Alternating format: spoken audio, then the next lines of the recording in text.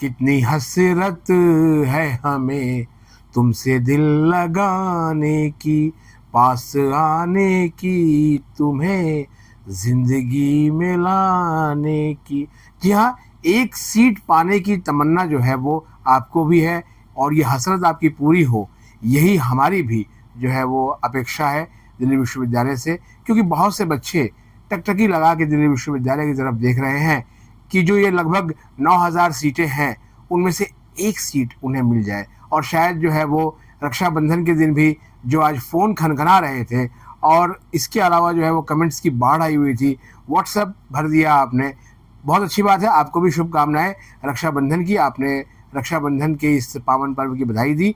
आपकी तरह मेरी भी कलाई जो है वो अपनी बहनों के प्यार से जो है वो सुशोभित है और उन्होंने हमारी लंबी आयु की कामना की। और हम भी चाहते हैं कि जो बहनें हैं वो भी अपनी ज़िंदगी में तरक्की करें और उन्हें जो है वो हासिल हो जो लक्ष्य जिसकी उन्होंने जो है वो कामना की है अपने जीवन में। और आप सभी को भी वो मंजिल मिले जिसको लेकर आपने इतने दिनों तक तपस्या की है। तपस्या ही कहूँगा, क्योंकि बोर्ड के एग्ज़ाम से शुरू होकर और इतने लंबे समय तक इंतज़ार करना आसान नहीं होता। मानसिक यंत्रणा कितनी होती है इसको मैं भली भांति समझता हूँ।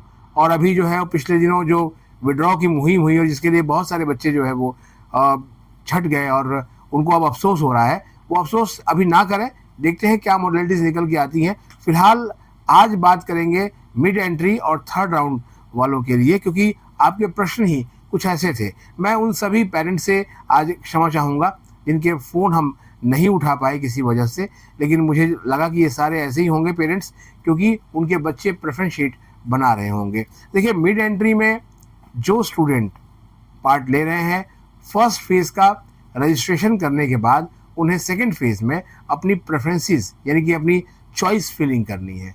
अब चॉइस फिलिंग बहुत ध्यान से करना है, जिससे कि सब्जेक्ट मैपिंग के बाद ऑटोमेटिकली उनको दिखना शुरू हो जाएगा कि वो कितने प्रोग्राम्स के लिए एलिजिबल हैं। कोई 800 प्रोग्राम्स के लिए भी एलिजिबल हो सकता है, कोई 1000 प्रोग्राम्स के लिए भी हो सकता है। लेकिन यहीं पर जो है वो आपको अपनी अकल लगानी है कि आखिर किस तरीके से जो है वो हम अपनी चॉइस को बनाएं कि जो है वो आपको कोई परेशानी ना हो और सीट मिलने की प्रोबेबिलिटी जो है वो बढ़ जाए। यही सवाल जो है वो आज मुख्य रूप से घूम रहा है, जो पेरेंट्स का भी पूछना था और कुछ कैंडिडेट्स ने भी जो है पूछा कि सर कितनी प्रेफरेंसेस बनाएंगे, आखिर कितनी प्रेफरेंसेस से जो है वो हमें सीट मिलने की प्रोबेबिलिटी रहेगी।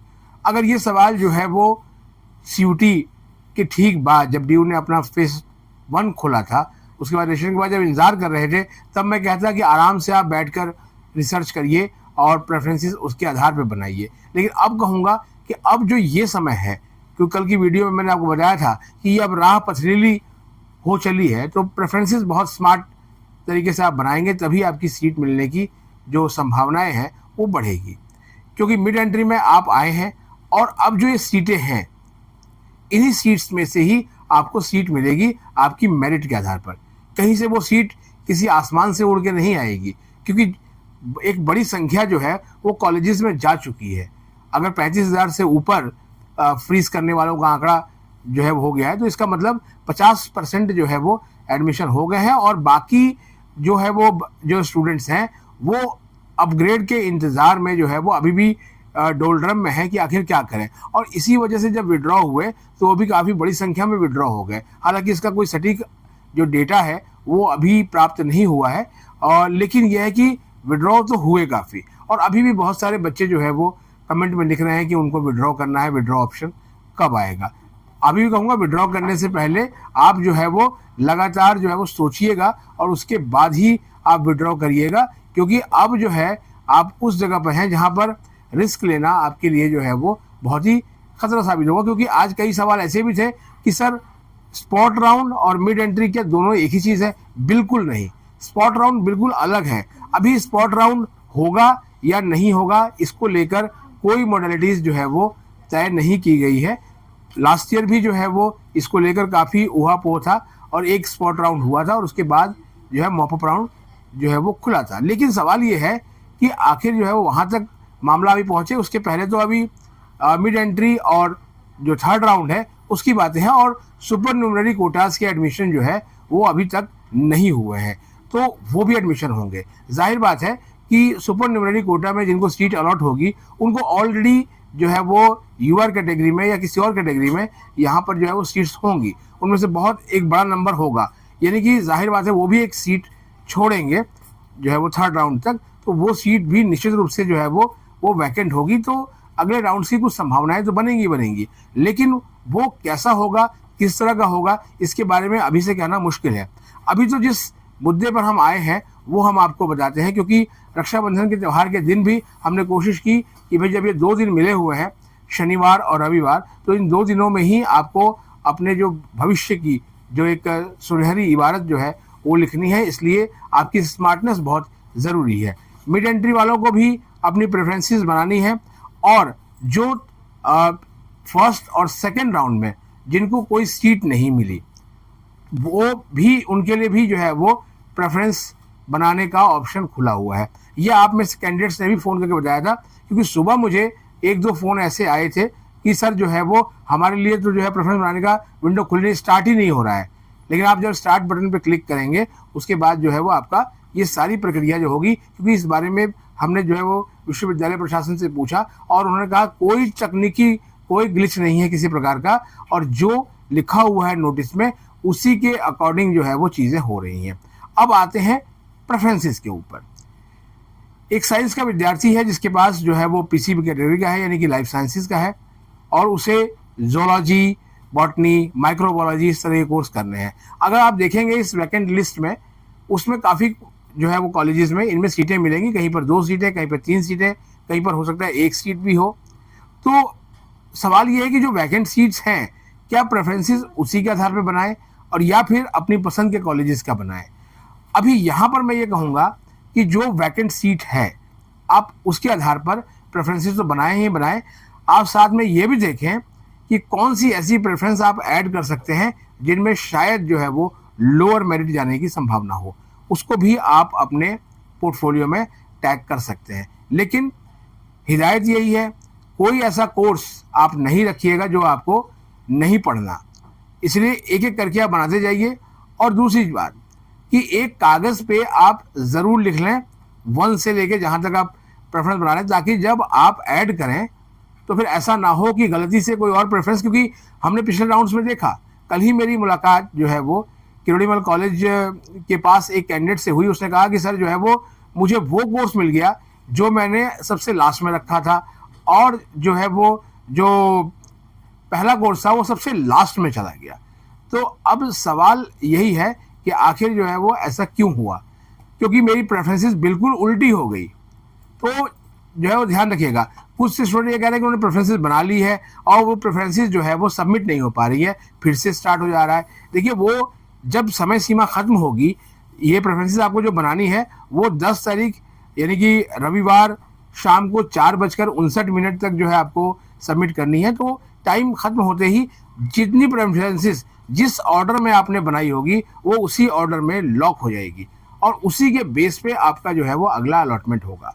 तो इसलिए आप प्रेफरेंसेस को इस तरीके से बनाएं कि उसमें वो मैक्सिमम हो। मैक्सिमम इसलिए ताकि हायर टू लोअर आप करते चले जाएं, क्योंकि इस राउंड के में जिनकी अलॉटमेंट होगी उन्हें शायद ही अगले किसी राउंड में अपग्रेड मिले। और यहाँ सीट अलॉट होने का मतलब है कि आप बहुत ही सेफ जोन में हैं। यहाँ आपको सीट अलॉट हो जाएगी तो आप बहुत जल्दी अपना कॉलेज शुरू कर सकते हैं। मतलब इनफैक्ट आप जो है वो 15 अगस्त के ठीक बाद या उसके आसपास, और अगर जो है वो आपने जल्दी फ़ी पे कर दी तो आप 15 अगस्त के पहले भी जो है अपने कॉलेज पहुँच सकते हैं, क्योंकि 13 की शाम को ये जो है वो डिक्लेरेशन आ जाएगा और 14 को आप अगर आपकी सारी प्रक्रिया पूरी हो जाती है तो आप जा सकते हैं, और नहीं तो 15 अगस्त के बाद तो जो है वो कॉलेज आपको बुला ही लेंगे। तो आपका समय बचेगा, क्योंकि ये सारी जो मॉडलिटीज़ हैं उनको पूरा होने में वक्त लगता है, कहीं पर बहुत स्पीडी होती है, कहीं पर नहीं होती है। अब कितनी प्रेफरेंस बनाएं, इस सवाल का भी जवाब दे दें, क्योंकि ये भी एक बड़ा सवाल था। प्रेफरेंसेस चाहे आप 10 बनाइए, 50 बनाइए या 100 बनाइए, उनमें कोर्स वही होना चाहिए जो प्रायोरिटी हो। प्रायोरिटी का मतलब इसे समझ लीजिए कि अगर मान लिया कि आपने सोचा है कि मैंने पॉलिटिकल साइंस ऑनर्स करना है और सीट कहीं कहीं दिख रही है इक्का दुक्का, तो आप पॉलिटिकल साइंस ऑनर्स को जो है वो ऊपर रखिए और उसके बाद बीए प्रोग्राम में उससे सिमिलर जो कॉम्बिनेशंस हो सकते हैं उसको आप रख सकते हैं। यही सवाल जो है वो बीकॉम ऑनर्स को लेकर है। अगर आपको ऑनर्स में कहीं पर नहीं मिल रहा है तो आपको अगर प्रोग्राम में सीट्स दिख रही हैं तो आप प्रोग्राम की सीट्स को रख सकते हैं। इसके अलावा आप बीए प्रोग्राम में भी कुछ ऐसे कॉम्बिनेशंस हैं जिसमें कॉमर्स का कंपोनेंट है, उन्हें भी आप रख सकते हैं।